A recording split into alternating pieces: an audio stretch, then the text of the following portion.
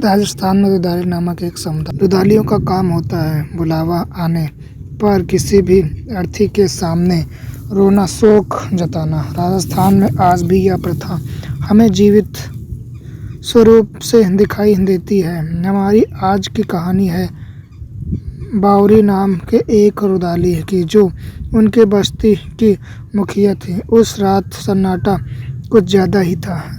रेगिस्तान में आती हुई ठंडी हवाएं बदन को मानो चुभ रही थी। हाथों में लालटेन पकड़े हुए बावरी तेजी से चल तो रही थी, पर झाड़ियों से आती आवाज़ें बता रही थी कि अंधेरे में बसने वाले कई जानवर आसपास मौजूद हैं। बावरी को उस रात हीरामन सेठ के घर बुलाया गया था। हीरामन सेठ के छोटे भाई मोतीलाल की अचानक मौत हो गई थी और बावरी उसी घर मातम मनाने जा रही थी। बाकी रुदाया कुछ देर बाद हीरामन सेठ के घर पहुंचने वाली थी। दूर से बावरी को हीरामन सेठ का घर दिखाई दिया और उसकी चाल जरा सी धीमी हो गई। बावरी एक अनुभवी रुदाली थी। मौत का साया उसे दूर से ही महसूस हो जाता था। बावरी ने एक बार अपने हाथ पर बांधा हुआ ताबीज छुआ और आगे बढ़ चली। न अंदर चली, बावरी आ गई।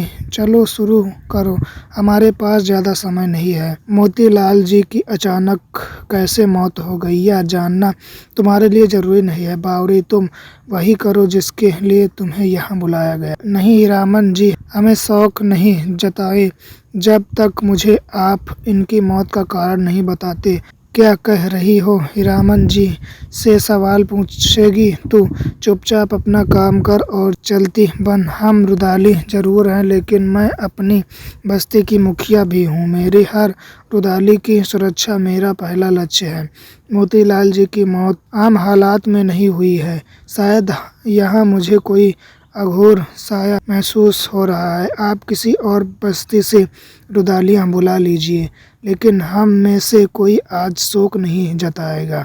चलो सब, इसका अंजाम अच्छा नहीं होगा। बावरी याद रख। रुक जा बावरी, सुनिए, आपके शोक जताने से ना क्यों किया। छाया समझ आने के बाद से हम यही काम करते आ रहे हैं। यूँ समझो जिंदगी से ज़्यादा हम मौत के साथ रहते आए हैं। इतने सालों में मौत के इतनी गहरी पहचान हो गई है कि उसके हर पहलू हम जान सकते हैं। मोतीलाल की मौत अघोर मौत है। उसके शव पर रोना खतरे से खाली नहीं है। मुझे यह महसूस हुआ, जो उसके शव पर रोएगा उसका अंजाम अच्छा नहीं होगा। मैं नहीं चाहती मेरा कोई भी साथी खतरे का सामना करे। चलो। बावरी ने शायद उस रात बस्ती की रुदाली को बचा लिया, लेकिन आने वाले दिनों में उन पर क्या गुजरने वाली थी, इस बात का किसी को कोई अंदाज़ा नहीं था। अगले दिन से ही बस्ती का माहौल बदला सा लगने लगा। दिन तो ठीक ठीक कटता था, लेकिन रात में खाना खा ले और जल्दी से सो जा। कल अपने बाबा के साथ बकरियां चराने जाना है। चल जल्दी। माँ, कैसी आवाज़ है? चुप रहो बावरी, जो को यह बताना होगा। यह अच्छा संकेत नहीं है।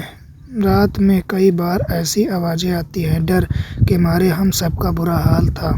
बावरी जी, हम सब क्या हो रहा है यह ना हो, इसीलिए मैंने हीरामन सेठ के पास रोने के लिए मना किया था। पर पता नहीं फिर भी वह साया हमारी बस्ती तक कैसे पहुंच आया। अब हमें क्या करना चाहिए? यह क्या है, क्यों हो रहा है, यह जान। कोई रात को बस्ती से बाहर नहीं जाएगा। क्यों? अपने घर के किसी सदस्य को बाहर जाने देगा। मैं आज ही यमराज के मंदिर जाकर महंत से मिलती हूँ। यह जो भी है अच्छा तो नहीं है। तब तक सभी सावधान रहना। उसी रात बावरी मना करने के बाद भी बमला पानी लाने के लिए अपनी बस्ती से दूर गई। विमला चलकर बस्ती की तरफ आ रही थी कि उसे झाड़ियों में से किसी जानवर के चलने की आवाज़ सुनाई दी। डरी हुई बिमला तेजी से चलने लगी, लेकिन उसकी रफ्तार बढ़ते ही झाड़ियों से आती हुई गुर्राहट भी बढ़ गई। विमला ने पानी का मटका फेंक दिया और वह बस्ती की तरफ दौड़ने लगी, पर अचानक किसी अजीब गरीब जानवर ने उस पर हमला किया। विमला छोड़ने की जी तोड़ कोशिश कर रही थी। वो जानवर उसे झाड़ियों में खींचे ले जा रहा था। सुनाई दे रही तो बस विमला की चीखें और उसका दर्द है। जरूर इसे बहुत दर्दनाक मौत आई होगी। सवाल यह है कि आखिर विमला ही क्यों? हमने रमन के घर शौक नहीं जताया। यह हादसा होने ही नहीं चाहिए। जरूर विमला से कुछ गलती हुई है। सच बता, तुम कुछ जानते हो? उस रात सब लौट आई, बस अपने घर गए तभी हीरामन का आदमी आकर विमला से मिला। उसने ज्यादा पैसे दिए। विमला को मैंने लाख मना किया, पर पैसों के लालच में विमला ने एक न मानी। देर रात वो मोतीलाल के शव पर शोक जता कर ही लौटी। अब यह कहानी जल्दी खत्म नहीं होगी। विमला अकेले तो नहीं गई होगी, और कौन था उसके साथ? बताओ, कौन था उसके साथ? उस रात विमला के साथ कौन था? रुदाया कभी अकेले शोक मनाने नहीं जाती। विमला ने पैसों के लालच में अपने साथ और रुदालियां भी जाने भी जोखिम में डाल दी थी। मोतीलाल की मौत के साथ शुरू हुआ यह चक्र अब कहाँ जाकर थमेगा, यह कोई नहीं बता सकता। आपको स्टोरी अच्छी लगे तो हमारे चैनल को सब्सक्राइब करें। इसका अगला पार्ट जल्दी आएगा।